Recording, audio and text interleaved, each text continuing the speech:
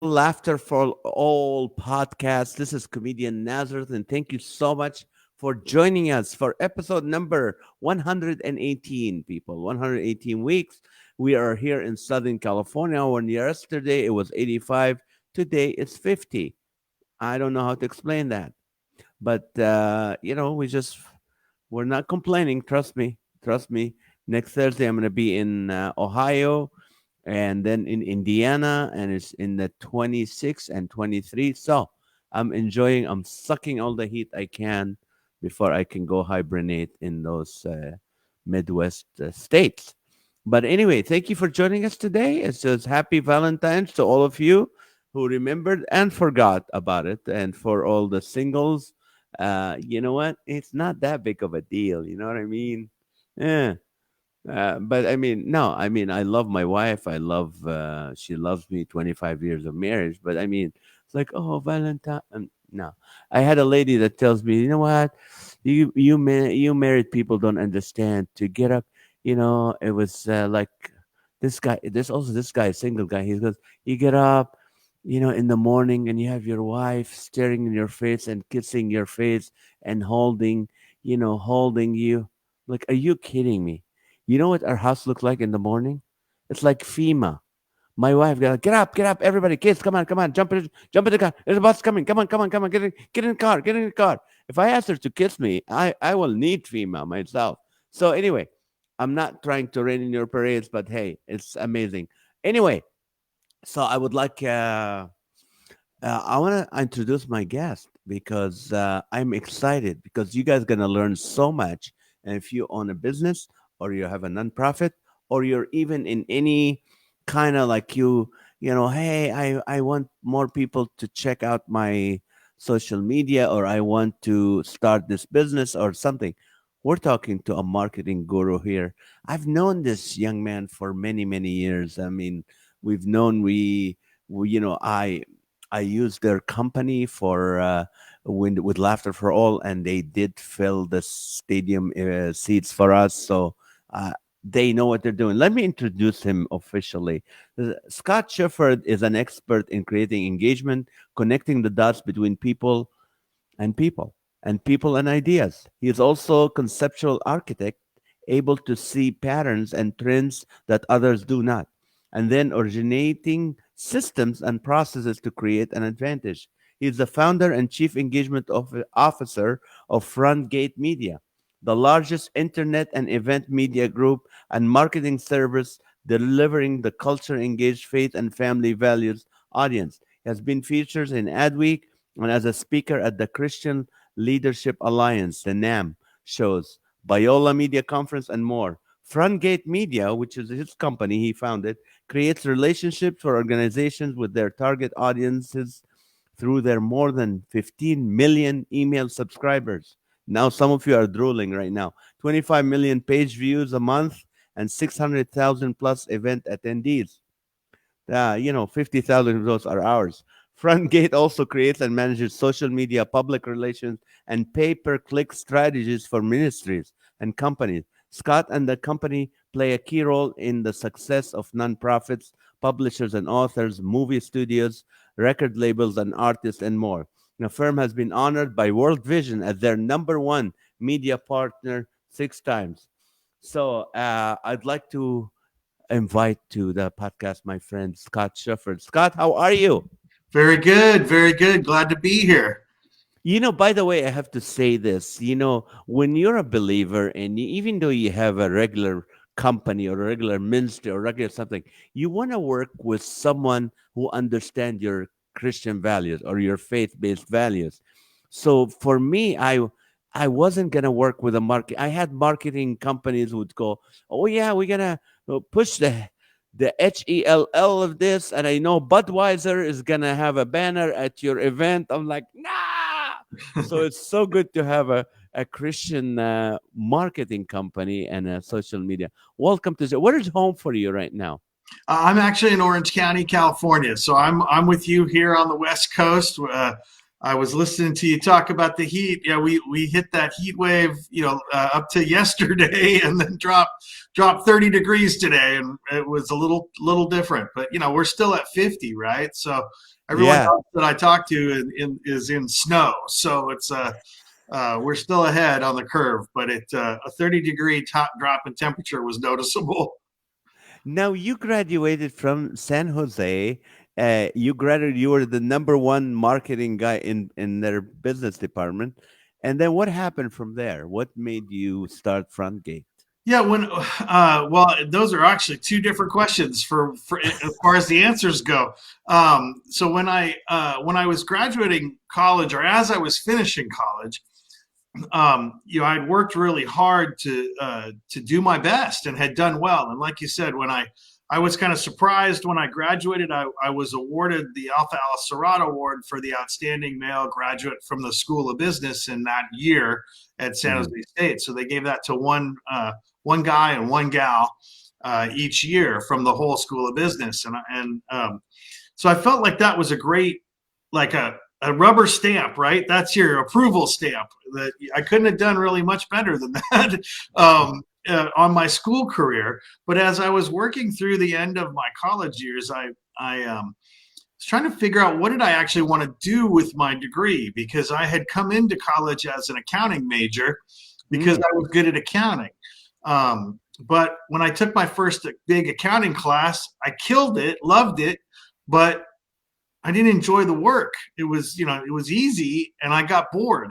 So I realized, oh shoot, I don't want to do accounting for the rest of my life. If it's just learning all the rules and applying them all day long, that's easy. I don't need to bother with that.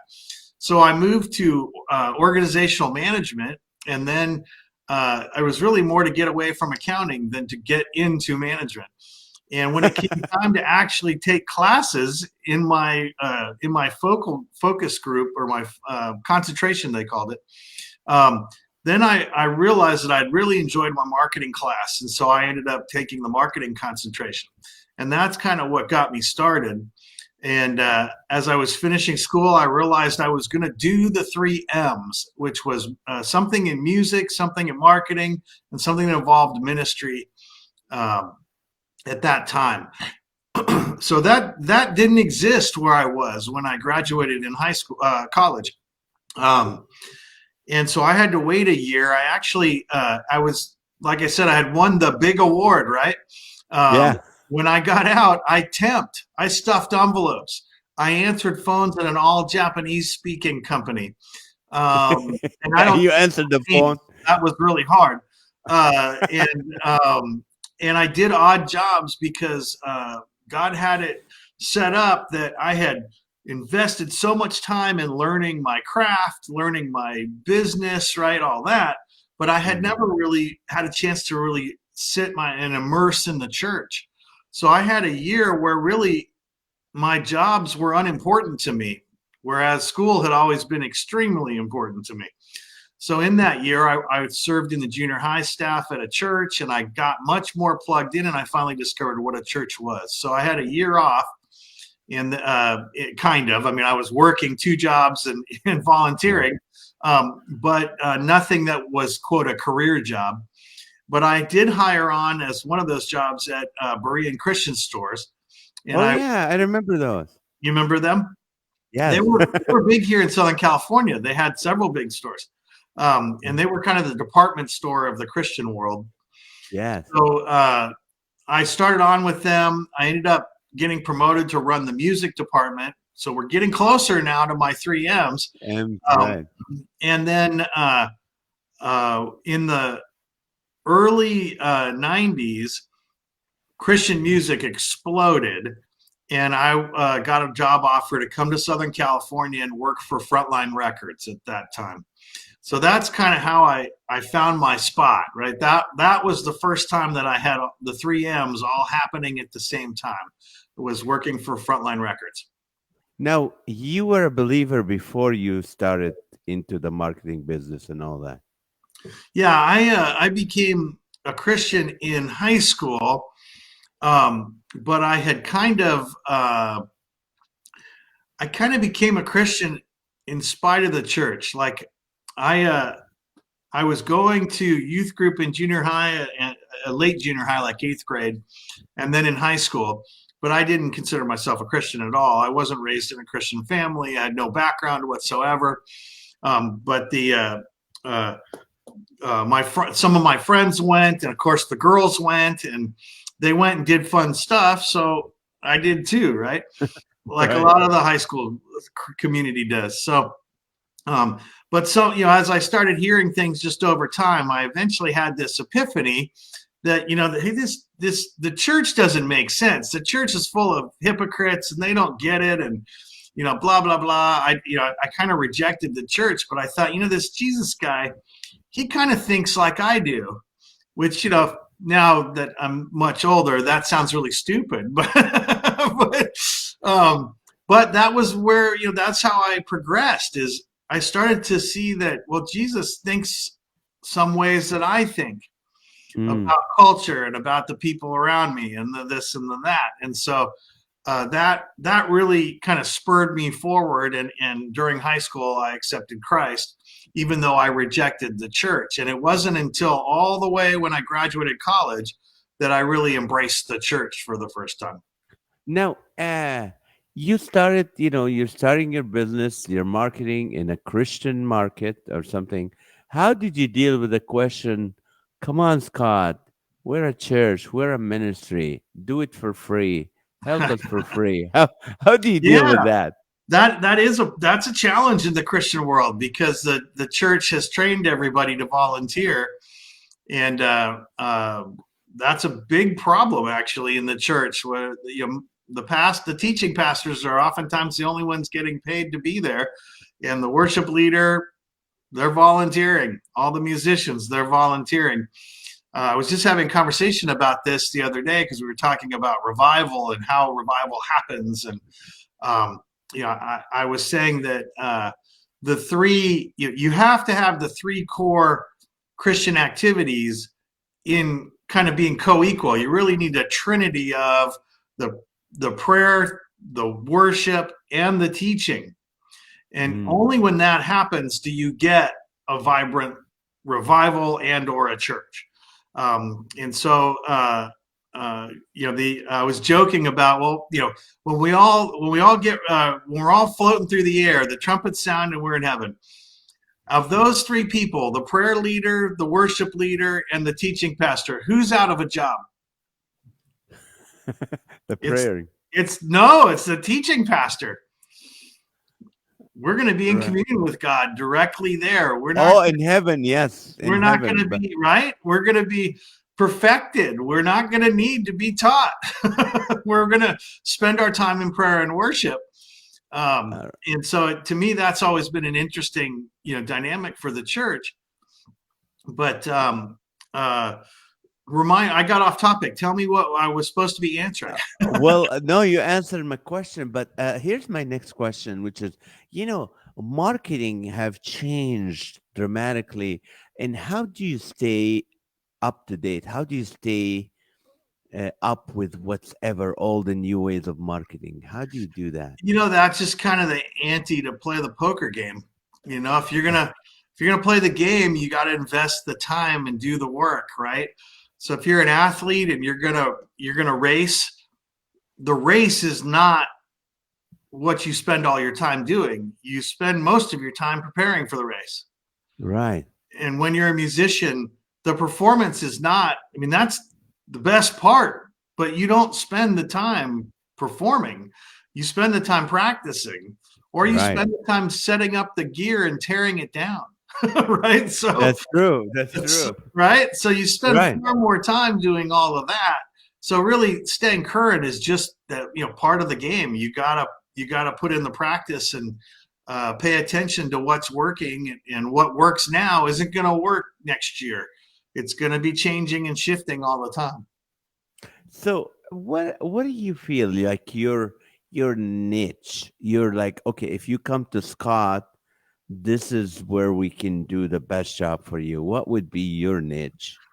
Well, yeah. So what this goes back really to my philosophy in founding the company. after Berean, when I worked for Frontline Records, I worked for Frontline Records and then Diamante Distribution in the music side of the world for about 7 or 8 years, I think. And then in 1997, I ran one of the very first Christian music internet sites called GoFishNet.com. Oh, I remember that. So that was like, an early Amazon type model, much smaller, but we did everything. We had the product, we had the news, we had, everything you could do. And if you wanted anything to do with Christian music, you could find it at gofishnet.com. And Mm. so we sold that to what became crosswalk.com. And I stayed on consulting for them for another couple of years. But while I was there, I launched my first ad agency, which was a general market secular agency. Mm. And about 3 years later, I realized that my Christian market friends really didn't get this new thing called the internet yet. And so I launched Frontgate Media to help them. And there's a big difference between the two companies, other than one was was a secular targeted organization, and the other is a Christian targeted organization. But my first agency was formed on a traditional model where we picked 2 or 3 key industries like restaurants and banks, and we served those in the marketing area. This company, Frontgate Media, when I founded it, I realized that I didn't want that model anymore. I didn't like that business model. It worked fine for the business that I'd already started, but I was looking at how I could do it differently, and I realized that I could use the ethnic agency model. So, like an African American agency or a Latin X agency that specializes in a group of people, why Right. couldn't I specialize in Christians? Mm. And 21 years later now, that was a good idea. so, Yeah. so really, when people ask, well, what do you do best? What we do best is deliver Christians. That's what we're here for. We exist to help for-profit and nonprofit companies connect to the Christian audiences they want to reach. And we do that in every possible way because that's our specialty. Christians is what we specialize in. So, what is some of those every possible ways? Like what? Like what? A lot of the current project work includes social influencers. We started the first Christian influencer group. We started a Christian women's blogger network to review product for Christian moms. Mm. So we do a lot of social and social adjacent marketing. So Facebook and Instagram advertising, content creation and posting, the influencers, the bloggers, and so on and so forth. We're also getting a lot of interest in the YouVersion devotional submissions that we do. So we've partnered with the #1 Bible app called the Bible app. Mm. I met the founders of this, the ones from Oklahoma. Right. Amazing. Yeah. I mean, what they've Yeah. done is incredible. And so we create devotions to be submitted to the YouVersion Bible app that, then there's 60 million installs of that app worldwide. Huge audience to reach with, a devotional message about your thing, whatever, a new book, a topic that's of, your passion in a nonprofit or a charity.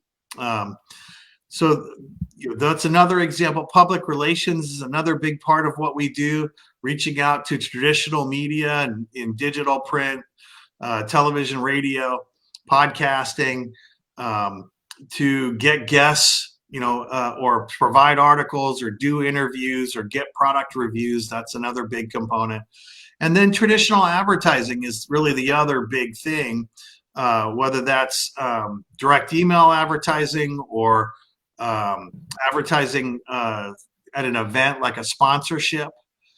So really, those are the big three: are social marketing in all its various forms, public relations, and advertising. Those are the big three. Now, tell me more about influencers. Like, how do you guys do with that? Let's say someone or a church or a ministry or an artist wants to. So you guys take Christian influencers and they can. You tell me, how do you guys Yeah. do that? So when we sign up an influencer project, what we'll do is say, for example, Christine Kane's most recent book. We worked on that project. So when we get it confirmed we're going to do a project, we get everything we can about that project. In this case, the book, but it could be anything. What's it about? What do we know about Christine? What do we know about the book? Who's the target audience that is going to most enjoy the book? So on and so forth. And then we have this influencer group that we've created where we have pre-vetted over 100 different Christian influencers who we work with on a regular basis. So we gather all the information together, and then we look through our group to match up who do we think are the best influencers for this particular project. And we'll solicit their involvement. So we'll reach out to them and ask them, would you like to be involved with Christine Kane's new book? And if they say yes, then we go through a period of recruitment, and we start with our 100, but we'll also take what we've learned about Christine and her book, and we'll go outside and recruit new people too. So we'll go find new influencers that are unique for that specific project. And then once everybody is committed that we think we're going to get committed, then we'll run them through the program together to help create the content that they're going to post to their followers, and then work on tracking that it all gets done, right? So that when they say they're going to post, they do post, and we record that and turn it back in as a nice big report at the end of the project. So it's about a 6 to 8 week process at the longest, from where we start gathering the information about what we're going to promote until we turn in the report at the very end. But it's very interesting. We did a project for a book called Better Together. That's a coffee table kind of gift book. From TBN show, Better Together? No, is that... it's not. It's not tied to that show directly, just coincidentally similar name. And it was like animals that were better together. It would have a kitten and a puppy, right? Or whatever, it was. So it wasn't really a big topical book. Like, it wasn't a Christine Kane, Christian lifestyle book. It was just a very simple, cute, light-hearted, better together Christian message of all these cute animals, better together. That was what it was. So when we started recruiting, we had our normal influencers that we matched up and got them involved, but we also went out and recruited animal influencers, which we didn't know existed until we did that project. So if you want to know what Tito the Raccoon had to say about Better Together, you could look it up on Tito the Raccoon's Instagram feed. So we had about 5 different animal influencers that we recruited for that project because it was a unique opportunity for them. Oh, that's amazing. Now, one time I asked you, you always been so good to me, generous with your wisdom, but you said, Naz, fax is back. Faxing something to a church or a client that you want to reach out is. Tell us about that. Yeah, that's kind of fun. At Frontgate, I'm always trying to look for what works. Like, I'm not interested in what everybody's doing. I mean, I'm interested, but that's not what I'm going to spend my time looking into. I'm interested in what are people not doing as much of, but it's really working for somebody. And so one of those things is what everybody's doing always lessens the success, because if everyone's doing it, it's more competitive, right? Right. So when email was new and nobody was doing it, everybody at that time was sending mail and doing print ads. Well, then when email came along, your mailbox was full, but your email box was empty. Well, now look at your mailbox today. Your mailbox is empty. There's 3 or 4 things in it now. Right. And your email box, you're on overload. You don't even know what to do to get through all your emails, right? So that's part of the shifting and the changing that's always going on. So one of the things that is working, if you think about the mailbox idea, what's fuller, the regular mailbox or the email box? Well, one thing that's even less full is the fax machine. But if you want to reach organizations like churches or nonprofits, they all have fax machines. So, how many faxes do you think you're competing against in a given day? Probably None. none, right? Right. So, we actually have a faxing program where we can fax churches your fax, like just like a print ad, but faxed through the fax machine in black and white in a lot of cases. Um, but it gets through the clutter because it goes straight into that church secretary and or administrator, and they can put it to the place they think it goes best. So that fax machine is completely empty except for whatever the bank needed to be faxed or whatever your lawyer needed to be faxed, and Right. then whatever we sent that day. Do we have to write I'm really young? Don't think I'm that old. Just so they go, who's faxing still? But then you're right, you get the point. Now, you hear sometimes, I'm sure you're familiar with social media and different platforms and all that. People say, should people buy fake followers? A lot of Oh yeah, people no, always ask that. never. Yeah, that'll. There's two challenges. One, you never want to buy whatever it is from because it's going to change. So, and the other challenge is you don't necessarily want to go gangbusters when something's brand new because it's guaranteed to change. So, for example, my personal Twitter account, I got, I don't even remember when I got on Twitter. I'd have to go look. But it was early. And my Mm, Twitter account has a really big follower account, but very little activity. Because in the early days of Twitter, you just wanted people in your network. So you were following people and they were following you back, right? right. And that's how you did it in when Twitter was new. Now, however many years later this is from Twitter's founding, I think Twitter went up in, I think, 2006, if I remember right. Wow. Um, so here we are, all those many years later. Everything that you did in the first 2 years of Twitter to build your following now is what makes it horrible. Yeah, I'm not good at. But what do you? I heard this. This is interesting from a guy that was talking in TikTok. He goes, TikTok is a Chinese company. He said the algorithms for the youth in China is different. They do promote, or they help people who are doing scientific experiments, doing educational stuff. But he said, but the algorithm for the United States, he said, if they want to dumb our youth, they put people twerking and dancing and doing stupid stuff. Those are the ones that are getting the millions of followers on TikTok. What is your thought on that? It's so hard to say. That I'd love to get Wizard of Oz behind the curtain there and actually know, but with it being in China, there's a whole other layer of behind the curtain, right? So you've got the normal curtain that, if you were in the US, like Facebook or any of the other companies, you already are going to keep it very behind the curtain. Add the Chinese government to the mix, and it's a giant mess.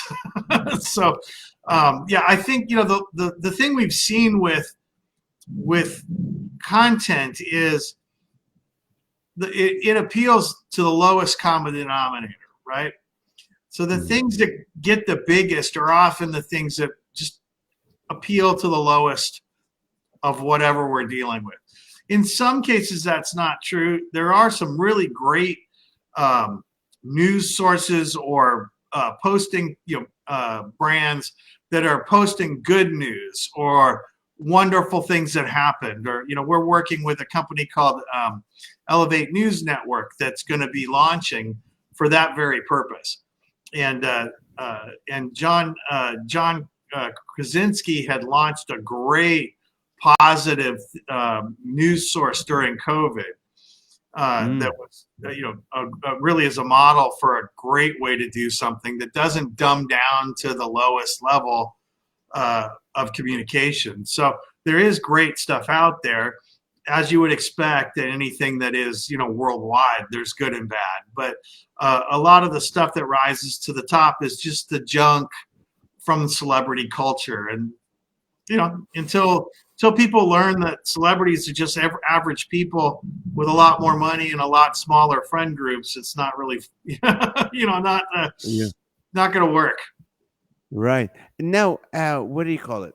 Let's say, let me throw this. Let's say you're a nonprofit. You want to start a nonprofit. You don't have a lot of money. What would be, what would you tell them to put their money in to market? Where would be the best ideal Well, for a and that's nonprofit? actually, I would have had a really good answer for that, a couple of months ago. And that would have been, I would have started with Facebook and Instagram advertising. But,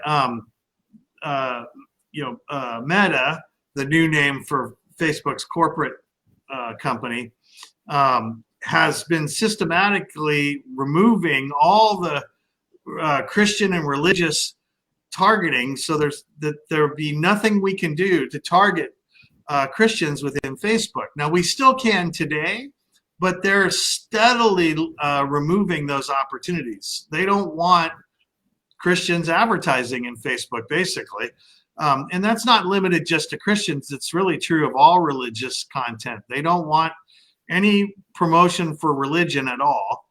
And then any other ideas that they're not really happy with, they're eliminating all those too. So they spent all this time collecting all this great data from all of us, right? And Right. then they offered it to everyone. And now they're taking it away from the people they don't want engaged in their platform, even to their detriment, as their advertising sales are plummeting. And they had the single biggest loss in value in the history of, I heard of that. yeah. So there, and that's not only because of advertising and the discrimination that they're practicing, but it certainly contributes. So, what would I do today? We're still in transition on that. It's really something we're going to tackle in our March kind of core marketing article. Is going to be about how do we help marketers to retrench, because there are some marketers out there that work for nonprofits like that, where when you say marketing, all they have ever done is Facebook and Google. So what do Right. they do if they can't do that? They don't have any experience in any of the other forms of marketing. So we're going to see, I think, people trying some of the new things that like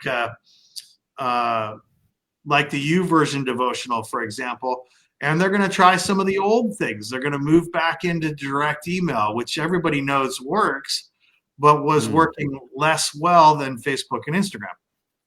And then they're going to move adjacent. So things that are working in social, but are not in Facebook's ad system, like social influencers. We're only going to see more of that going forward. So it really depends on the nonprofit, who their final target audience is, and then where would they find that target audience. Now, what if you're a single person and you just want your what do you call it? Your post or your profile to be seen by more people. Where do you put your money if you're willing to pay? Yeah. So if when you say a single person, do you mean just a person who wants to meet more friends, or are you talking Yeah. about somebody, just a person, an average person, they just want to participate more? So Yeah. so they're not able to Facebook. They can't promote their posts or advertise for friends. You have to have a business page to do that. So Mm. as an individual, though, the way you would do that is participate in Facebook, participate in groups, get into the discussion groups, get involved with the organizations that are streaming. Like, of course, you're streaming now, and we're watching the stream on the right side here of all the different conversation, uh, uh, talking points and things that people are going through. And Right. lots of organizations are doing live stream events. So I am on the board for the Christian Comic Arts Society, which is the comic book world, not the comic haha Stand world, up. Yeah. right? Um, Right. and CCAS is the acronym, but Christian Comic Arts Society does almost every week a panel discussion about something from the comic book world. So there was a recent discussion of Hawkeye on Disney Plus. So if you're a Wow. single individual and you want to meet more people like you, then you go find the groups that are doing those kinds of things and you start participating. Wonderful. Now, what's next for social media? What do you think? What's the next thing? I know they're talking about the what do you call it, the meta, where you're in this four-dimensional thing. Right, the What virtual world, sure. the virtual world? That's one thing that's coming, absolutely. Where you we can be more, like where the gaming world is, where you're existing in a virtual world that will be less, not just gaming. So World of Warcraft or all the different shooter games and that you can play. That's the precursor of what's coming for just general. What that's what Mark Zuckerberg wants the next Facebook to be. So Mm. that's certainly something that's coming. The virtual world is coming. Uh, One of the other things that's coming is just the reaction to all the big tech discrimination and censorship. So there is a lot of work going on behind the scenes with a lot of different people right now to create alternatives to Facebook and Twitter, to be independent of Amazon, to be independent of Google. Um, and we're working in several projects that are along those lines. But you'll see, I think, a much more niche-driven approach to social media coming in the near future. And you've heard, I think, probably that Trump is launching some kind of a social platform, and there Getter, is that the Getter or I Getter forget something what like the name Getter? is right now. Of course, I should know it, but um, No. there's a lot of that happening. There's a lot of getting free from big tech, so you're not being discriminated against or censored by the big, Facebook, Google, Apple, Microsoft, and Amazon. So that's another trend that's coming. Is we're going to see, big tech free uh, platforms and opportunities presented for us, and we'll see if people respond to that or not. Um, and then I think, like I said, I think people are going to gravitate toward what I'm going to call the social adjacent marketing tools. So social influencers being a big one right now. That's probably the most in fashion marketing tactic, Mhm. at the moment, and using influencers to promote your product or service or cause. That's very interesting. Now, what do you call it? Uh, with the what do you call traditional ways of like Christian magazine and Christian radio and Christian, that's still profitable for a ministry to go, I need to invest money in this to get Well, some for sure, market. radio is going nowhere. It's a great tool and has not changed dramatically. If anything, they've added the digital component to their offerings. So radio continues to be an excellent way to reach people. One of the big tools. Uh, Video streaming, so the convergence of old television, right, with the new video content. So the video sharing sites like YouTube or GodTube or TikTok, we're seeing what they've had success with. That's moving into all the other platforms. So, now anything you do for TikTok can also be on Instagram and Facebook, right? Right. And so radio has been a solid marketing avenue for a very long time, and it's not going to change and become bad. There's nothing about it that's, if anything, they added email and their website and their social outlets into their, often massive audiences. So radio is excellent. It's one of my favorite areas. Um, Hmm. the video area, we're still kind of moving around with the streaming world. It hasn't really settled yet, but that's going to be another big place to be, as it is now, but it's only going to get more important. Now, do you think God's Tube still around, still working, still GodTube, doing stuff? sure. Yeah, Really? GodTube was one of the few things that, back in the day when we first got into social media, we started working in social media in 2007, a year after Twitter and 3 years after Facebook. So we were very early into this new thing that I thought, well, I think this is fun. I think it's going to stick around, right? Good Right. guess. That was a good one. It stuck.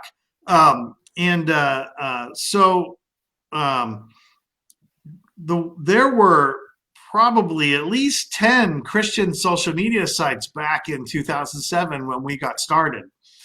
And almost none of them are around anymore. But and really none of them reached critical mass. They never got big enough to Mm. be self-sustaining. And a lot of people have tried. There have been a lot of launches in that time period, and then again, 5-10 years later, there was a whole nother round of that, and it still didn't work. The one copycat Christian subculture social thing that worked was GodTube, and Mm. that's because Christians they want sanitized video content, and you can't get that on YouTube. Right. You can get somewhat sanitized on Facebook if you stay within your friend world, right? Mm. But in YouTube, forget it. It's not going to happen.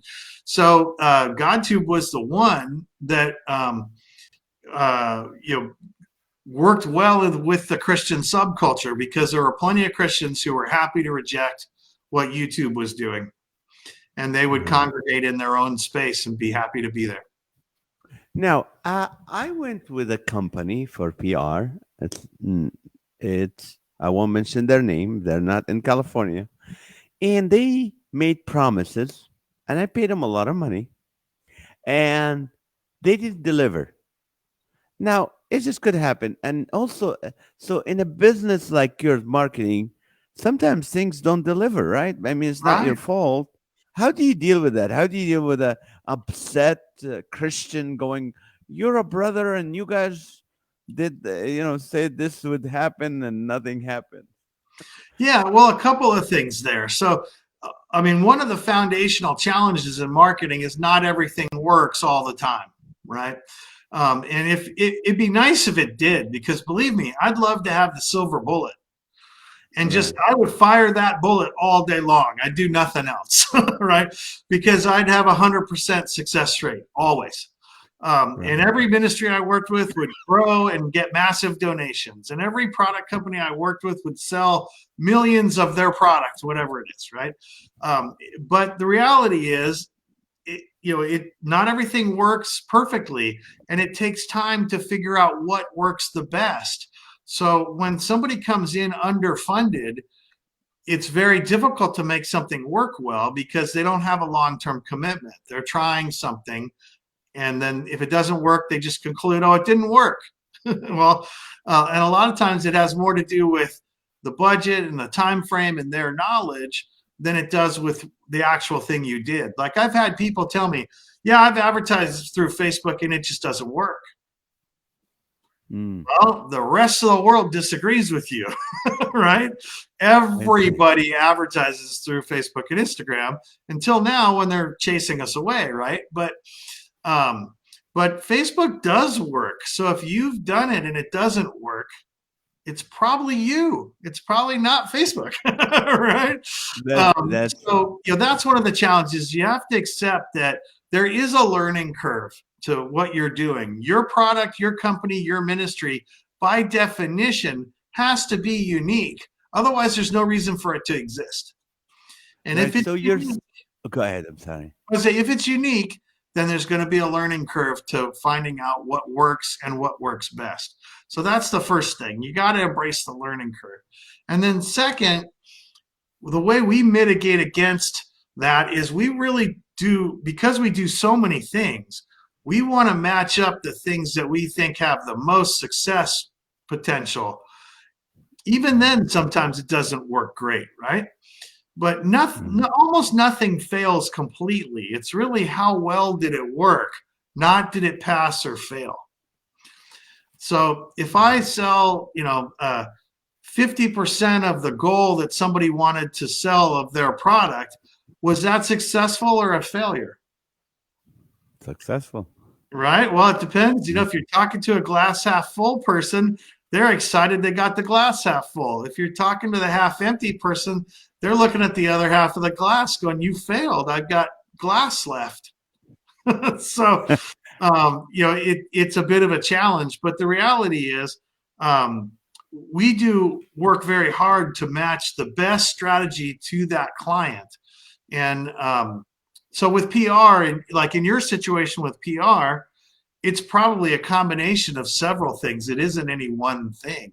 Maybe the media cycle was sucked up by some other big topic, like uh, in the when we had the election. Uh, Right. that sucked all the life out of forever. It was all election. We were just waiting for the election thing to go away because no other media coverage was happening. When COVID hit, you couldn't get a story on about somebody's amazing life biography, That's right? true. Unless Nobody they died cared. of COVID, there was nothing. They didn't want to hear it, right? There was no room for anything but COVID. So there's lots of factors that affect something like PR. And to be honest, there are people that just aren't as good at doing it what they do. Maybe they're not the right match. They don't know the right PR outlets, right? They don't have relationships existing with the people that you want to reach. So they try hard, but not everybody can get through to Sean Hannity. That's just Right. the reality, right? Right. So there's lots of reasons that things don't work out, but what we try to do is stack the deck in our favor, and pick the things that have the best potential to succeed, and then do our best to execute them to the fullest. But I guarantee you, everybody who had a PR agent when COVID hit, they all had to scramble and figure out how they were relevant to COVID, or they didn't get any coverage, and that had nothing Right. to do with the firm or the company that hired them, right? Right. Right. Now, there's this question from Sarah. It says, how are social influencers even made? That's a great question. Social media in general, to me, is about an audience. So anybody with an audience, to me, can be a quote media outlet. We use different words in the social environment. We call them social influencers, right? Um, but if you have a following and they listen to you in some way, then Hmm. you're an influencer. So, influencers aren't really made, they are. They just they have a following. They're out there doing what they do, and people trust them and believe in them. Um, and it can be that they're made, like anybody who's a celebrity, that the Paris Hiltons of the world, right? That Right. came on the scene early on, had no claim to fame other than they had a giant following. And why? Nobody figured it out, but they were No. known worldwide, right? Um, Yes. it takes a lot of effort to get there where you're known like that. But really, it's not so much about creating massive followings. That's great. And if you get that, it's wonderful. But it's really more about creating a group of people who actually care about what you are doing. And there's celebrity culture, celebrity worship, people following celebrities around. But then there's, more traditional leaders and people that just, if you're a mom and you're blogging and vlogging and posting about being a mom, you're writing books about being a mom. Well, other moms are going to learn to trust you. So then, if you have 20,000, 50,000, 100,000, a million followers over time, as you're just doing what you do, well, then now you're an influencer, right? As soon as you have an audience that will follow you, then you're an influencer. I have a question from Steve Rahers. I think he's the first time. I've never heard the name before, but he said two questions, please. how do you ask for money the first time you ask for money? And then when does an agent help or a booking agent? Thank you, but I want to get bookings at churches too. I think that's a question more to I don't I know. get Those are that. I not totally understand that question. So the good. question is, I want to perform or speak more. That's really what the question is. Right. And one, I want to get paid for it, right? That's like, Right. I don't want to volunteer because we all, as we established at the beginning, the church wants you to volunteer, right? Oh, we Um, did for 10 years. yes, absolutely. And there's nothing wrong with volunteering in the beginning because you got to get good at what you do. That's part of embracing the learning curve again. Right. Um, I have 21 years of marketing experience. If you asked me on year one, everything you just asked me, I wouldn't have had any answers. I wouldn't have known That's what to tell you. Um, but the way, once you are good enough to get paid for whatever it is you're trying to do, which that is not a judgment you will make. That's a judgment the people want you who want you to come will make. But hmm when you're good enough to get paid, then you just establish a fee. And when people ask you to come, you say, "That's great. I have a $500 honorarium, and this is what I need from you, and we can book that. Check our calendars and coordinate. Great." It's kind of an assumptive close, right? In Right. sales, that's what you would call it. You assume that if they want you to come, they have a budget. Otherwise, why would they ask you? Right. Because So they're hoping you'll do it for free. right. And so, And if that's you okay. And you'll tell them, oh, it's going to be $200, whatever the number is, right? You're going to tell them that, and then you're going to get people to go, oh, okay, well, let me see if I can get that approved, and then you'll never hear from them again. And that's okay. right. Because if you want to get paid, you got to start turning down the people that want you to volunteer for free. Um, Exactly. and then how do you get more bookings? That is the number one big question that I get from everybody. Everybody in the nonprofit world, everybody with a book, they want to speak in churches or at events more. And unfortunately, there is no system that you can plug into in Christendom that will actively pitch you to be a speaker at events and churches unless you're, the top tier, unless you're already so successful that you can hire a person just for that. So there are big agencies, but most of them take your picture and your bio and they stick it on their website and they Yep. say, I'm happy to take a booking. So they call you when someone comes to their website and says, I want this guy or gal. That's Um, true. that's all they do. So the only way to get more speaking gigs is to have somebody on your team who has no other job but to go get you speaking gigs. They are not your administrator that's going to help you get gigs. They're not your personal assistant. They're not, your marketer. They're not. You have to have a person who lives and breathes every day. How do I get NAZ to speak at another spot? Right. And they have the kit and they do the outreach. They reach out through LinkedIn, they reach out through the phone, they send emails, they network at other events, and they pitch you, and that's it. Because if you give them any other job, that job will be easier. They will do that and not do this. This is a gold nugget right there. This is worth a lot of money, what you just said. It's a great advice. Now, you mentioned something about fundraisers. Do people who want more funds for their ministry, their church, their organization, they have to do or they can do marketing and get more? Absolutely. Yeah. So the nonprofit community works on fundraising in a couple of different ways. One is just straight lead generation, where, for example, Gospel for Asia, we do a lot of hmm work with GFA. They have numerous books, several different books, and they don't sell their books. You can get them for free. So they run advertising to drive people to the page to get the free book. You sign up for the free book. Now you're in their world, right? And there's nothing wrong with that. That's what they're supposed to do. They are Right. hoping that you picked the book because you're interested in what GFA is doing in Asia. Um, and so lead gen is one way where they're building their contact lists at all times, right? And that's a digital way, but that happens in person at events, and there are other ways to do it too. Um, and then second, they run specific fundraising campaigns. So if you're Compassion International or World Vision, you're selling sponsorships of kids, right? You can feed a kid for $32 a month. And they're running that all the time. That's not a Right. lead gen situation where they're giving you something free. That's a straight sale, right? Right. They're selling you the program, which says if you'll donate $32 a month, we can take care of little Manuel, right? Right. And that's great. That's another way they do it.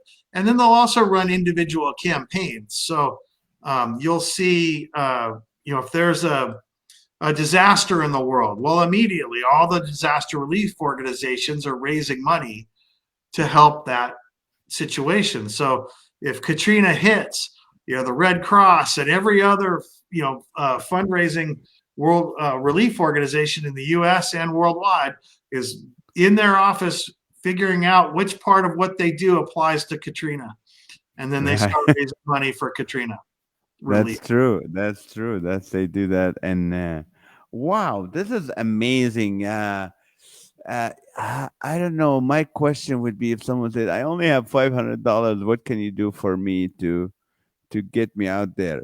What do you say to them? Yeah, I actually I tell them save it, because you can't. You have to be in it for the long term.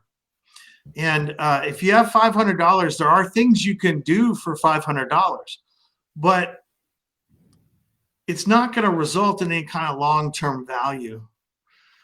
And so if you have $500 a month, that's a whole lot better than $500, right? That's Um, true. and so if somebody's budget is just really, really not in the ballpark for them to, have success, I just tell them save it. Invest it in something that gives you immediate value. So don't do this broad outreach. If you're trying to sell a book, maybe then we just put $500 on Amazon, and that's Mm. it. Right, we're done. Right. And if it's there's lots of different scenarios, but at the end of the day, it's not about the short term. If you have a ministry or you're writing books or you're creating films or you're whatever it is, if it's your career, then it's about the long term. You might as well invest that $500 in learning something rather than just doing a quick, spaghetti approach outreach of some kind. Let me ask you this last question. I mean, we're getting close. I mean, I loved everything you said. What do you say to someone from your experience? You started this company, it's very successful, 22 years in this business. What do you say? I mean, the trajectory of your career.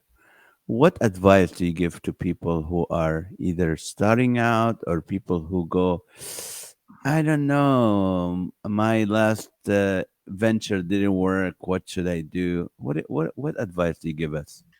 Well, yeah, that's hard. And we run into people all day long that are, starting ministries or starting their creative endeavor, whether it's a band or an author or a filmmaker, right, or whatever. An entrepreneur. We do a ton of entrepreneurial work.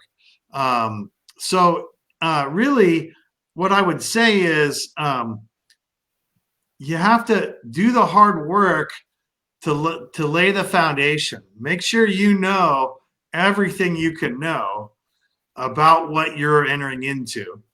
And then second, like I've said a couple times, you got to embrace the learning curve. Hmm. Not everything you do is going to work, and it's not all going to work the first try.